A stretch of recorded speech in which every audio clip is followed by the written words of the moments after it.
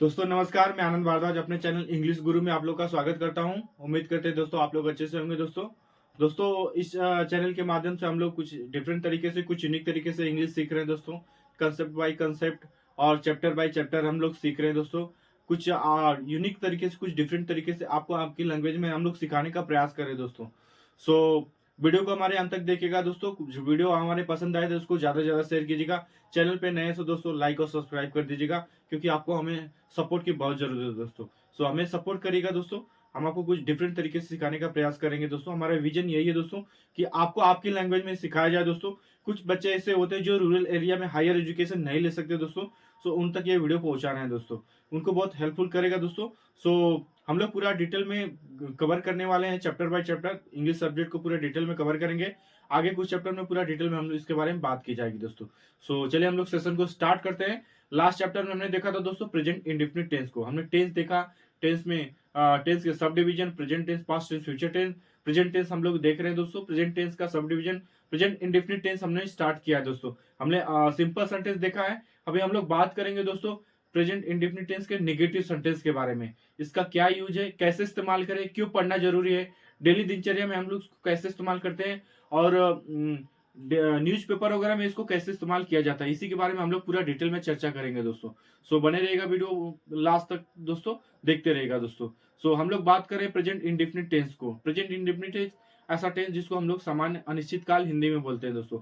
ऐसा टेंस जिसमें कोई क्रिया स्टार्ट होती है और क्रिया का जो टाइम होता है फिक्स नहीं होता है दोस्तों, और क्रिया जो इनकम्प्लीट होती है दिखाता है किसी की हैबिट और रूटीन को दिखाता है, किसी की आदत को प्रकट करता है दोस्तों।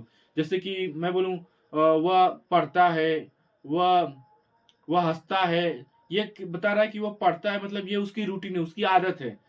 और इसको हिंदी वाक्य से अगर आपको पहचाना है तो वाक्य अंत में ता है, ती है, ते है, ता हूं, ये शब्द आएगा तो आप समझिएगा कि ये इंडेफिनिट टेंस है दोस्तों। और निगेटिव सेंटेंस की बात करें तो निगेटिव सेंटेंस में होता है दोस्तों ये ऐसे ऐसे ऐसे वाक्य जिसमें नकारात्मक शब्द का बोध हो, जिसमें नई शब्द आए, वही उसी को हम लोग इंटरगेटिव सेंटेंस बोलेंगे दोस्तों। जैसे कि वह नहीं जाता है, वह नहीं खाता है, वह नहीं पढ़ता है, नहीं आया तो समझिएगा कि ये निगेटिव सेंटेंस है दोस्तों। सो डेफिनेशन हम लोग दोनों का देख चुके हैं, और उसको हम लोग पूरा चलिए डिटेल में देखते हैं। चलिए हम लोग इसको स्टार्ट करते हैं दोस्तों। सो हम लोग देख रहे हैं दोस्तों प्रेजेंट इंडेफिनिट टेंस को, जिसको हम लोग हिंदी में सामान्य अनिश्चित काल बोलेंगे दोस्तों। इस टेंस में क्रिया का टाइम फिक्स नहीं होता है, वर्क जो होता है इनकम्प्लीट होता है दोस्तों। यह किसी की हैबिट और रूटीन को प्रकट करता है। वाक्य के अंत में पहचानना है तो ता है, ती है, ते है, ताऊ आता है, ये इसका डेफिनेशन है। निगेटिव सेंटेंस में ऐसे वाक्य में नई शब्द का बोध होता है, तो समझ जाइएगा कि अब ता है, ती के साथ इसमें नहीं भी आया, जैसे वह नहीं जाता है, तो समझ जाइएगा कि ये निगेटिव सेंटेंस है दोस्तों। सो डेफिनेशन दोनों का हम देख चुके हैं। हम लोग देखेंगे हेल्पिंग वर्ब। हेल्पिंग वर्ब दोस्तों, हेल्पिंग वर्ब इसका हो जाएगा डू डज। डू का प्रयोग दोस्तों जो हो जाएगा दोस्तों वो प्लूरल नंबर के साथ, बहुवचन के साथ, आई वी यू दे के साथ डू लगाएंगे।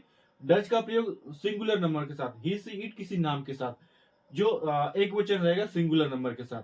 सो ये इसका यूज है दोस्तों हेल्पिंग वर्ब का। दोस्तों हेल्पिंग वर्ब के माध्यम से अगर आपको कोई सेंटेंस है, इंग्लिश सेंटेंस है, हेल्पिंग वर्ब के माध्यम से आप लोग पता कर सकते हैं कि ये किस टेंस का जो सेंटेंस है दोस्तों। सो हेल्पिंग वर्ब का वेरी बहुत इंपॉर्टेंट है स्ट्रक्चर में, हिंदी से इंग्लिश में बनाने में दोस्तों। सो फिलहाल हेल्पिंग वर्ब का यूज हम देख चुके हैं। उसके बाद हम लोग देखेंगे दोस्तों स्ट्रक्चर। स्ट्रक्चर इसका कैसे बनेगा। हम लोग पहले सब्जेक्ट लिखेंगे, सब्जेक्ट के बाद हमारा हेल्पिंग वर्ब आएगा। हेल्पिंग वर्ब हम डू डज लिखेंगे, वो सब्जेक्ट के हिसाब से हम लोग बनाएंगे दोस्तों। सो नेगेटिव सेंटेंस तो नॉट रहेगा। उसके बाद मेन वर्ब की फर्स्ट फॉर्म आएगी दोस्तों। उसके बाद हमारा ऑब्जेक्ट रहेगा। उसके बाद अदर्स वर्ड रहेंगे दोस्तों। ये तो हमारा स्ट्रक्चर है दोस्तों। अभी हमने स्ट्रक्चर देखा, हेल्पिंग वर्ब देखा, नेगेटिव सेंटेंस और प्रेजेंट इंडेफिनिट टेंस के डेफिनेशन को देखा। सारी डिटेल हमारे पास है दोस्तों। अभी हम लोग यहाँ पे सीख रहे हैं हिंदी से इंग्लिश में कैसे बनाएं। सो चलिए हम लोग उसको स्टार्ट देखते हैं, कुछ एग्जाम्पल दोस्तों। चलिए हम लोग स्टार्ट करते हैं। सो फर्स्ट एग्जाम्पल हम लोग देखेंगे, मैं झूठ नहीं बोलता हूँ। सो मालूम पड़ रहा है कि मैं झूठ नहीं बोलता हूँ, लास्ट में ता हूँ आया है, तो इसको समझिएगा कि इंडेफिनिट टेंस है। और नहीं है, नहीं आया है, सो नेगेटिव सेंटेंस है। यहाँ पे ती है तो समझिएगा कि ये प्रेजेंट इंडेफिनिट टेंस है दोस्तों। और ये किसी की आदत को प्रकट कर रहा है, उसकी आदत है कि वह झूठ नहीं बोलता है। सो इसको हम लोग बोल सकते हैं इस सेंटेंस को देखने के बाद ये प्रेजेंट इंडेफिनिट का नेगेटिव सेंटेंस है। सो हमें पता हो गया। अब चलिए हम इसको बनाते हैं दोस्तों। सो स्ट्रक्चर के हिसाब से हम लोग इसको बनाएंगे। सो फर्स्ट सब्जेक्ट लगेगा। सो आई का जो हो जाएगा, मैं का हो जाएगा आई, आई, उसके बाद हमारा हेल्पिंग वर्ब होगा, सो आई के साथ डू लगता है, आई डू। उसके बाद नेगेटिव रहेगा हमारा स्ट्रक्चर के हिसाब से नॉट। उसके बाद बोलना, सो बोलना का टेल हो जाएगा, TELL, टेल। उसके बाद हमारा ऑब्जेक्ट रहेगा झूठ, ए लाई, LIE। सो मैं झूठ नहीं बोलता हूँ का ट्रांसलेशन हो जाएगा I do not tell a lie. ये हमारा सेंटेंस हो जाएगा दोस्तों। आप लोग इसको मर्ज भी कर सकते हैं, इसको ऐसे भी लिख सकते हैं, आई डोंट टेल ए लाई। मैंने आपको समझने के लिए सेपरेट लिखा है दोस्तों। इजी है, बिल्कुल इजी है दोस्तों। आप लोग इसको ध्यान से समझेंगे तो बहुत इजी है दोस्तों। चलिए नेक्स्ट एग्जाम्पल हम लोग देखते हैं। वह क्लास में नहीं हंसता है। सो मालूम पड़ जा रहा है कि ये इंडेफिनिट टेंस का नेगेटिव सेंटेंस है, लास्ट में ता है और नहीं भी आया है, तो समझ जाएगा कि ये नेगेटिव सेंटेंस है दोस्तों। चलिए इसको हम लोग बनाते हैं। वह, सो वह का हो जाएगा ही। यहाँ पे ही जो सिंगुलर नंबर में आएगा, ही से किसी नाम के साथ डज लगता है, सो वह ही। उसके इसमें हेल्पिंग वर्ब होगा हमारा होगा डज, ही डज। उसके बाद नेगेटिव से नॉट लगेगा, ही डज नॉट। उसके बाद मेन वर्ब हमारा हंसना, सो लाफ हो जाएगा, LAUGH, he does not laugh. उसके बाद ऑब्जेक्ट हमारा हो जाएगा in the class, in the class, CLASS। ये हमारा सेंटेंस हो जाएगा। वह क्लास में नहीं हंसता है, he does not laugh in the class. आप लोग इसको मर्ज भी कर सकते हैं, he doesn't laugh in the class. ये हमारा सेंटेंस है, बिल्कुल इजी है दोस्तों। स्टेप बाय स्टेप समझिएगा और कुछ डिफरेंट तरीके से सब लोग समझिएगा दोस्तों। चलिए हम लोग देखते हैं नेक्स्ट एग्जांपल। सीता रोज मंदिर नहीं जाती है। सो हमें पता है ये कि इंडेफिनिट टेंस है, नेगेटिव सेंटेंस है। चलिए इसको बनाते हैं। सो फर्स्ट हमारा सीता हो जाएगा, SEETA, सीता। उसके बाद हमारा हेल्पिंग वर्ब हमारा डज लगेगा, क्योंकि ये सिंगुलर नंबर है, किसी एक पर्सन के बारे में बात की जा रही है। सीता किसी का नाम है, सीता। उसके बाद हेल्पिंग वर्ब हमारा लगेगा does, DOES, does not, negative है। और उसके बाद मेन वर्ब हमारा जाना, सो गो हो जाएगा, सीता डज नॉट गो। और ऑब्जेक्ट हमारा मंदिर, go to temple, TEMPLE, temple. उसके बाद रोज, डेली, DAILY। ये हमारा सेंटेंस है। सीता रोज मंदिर नहीं जाती है, Sita does not go to temple daily. आप लोग इसको मर्ज भी कर सकते हैं, Sita doesn't go to temple daily. Easy, बिल्कुल इजी है दोस्तों।